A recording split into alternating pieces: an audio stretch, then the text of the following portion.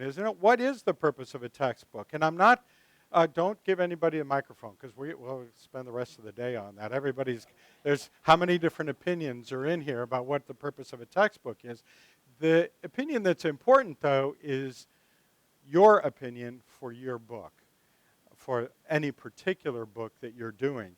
And so think of that as you're going through this. And I'm going to give you examples of what I do in my field with my books.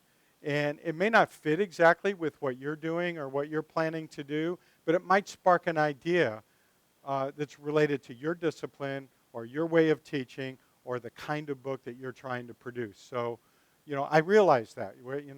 There actually are a few A&P authors in here, but very few. And the rest of you are all doing other things or planning other things or thinking about other things.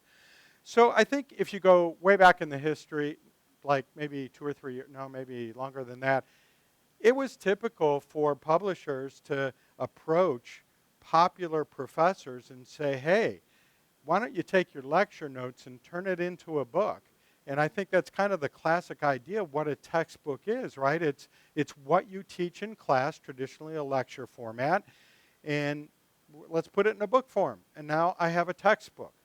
And those of you that are successful in textbooks these days know that it's got to be more than that. It's got to be the whole learning experience.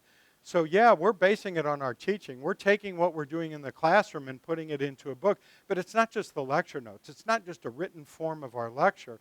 We need to think about all those other things we do as teachers that are going to be helping students learn, because that's the goal of our textbook, right, is to be a learning tool for students. So thinking of a textbook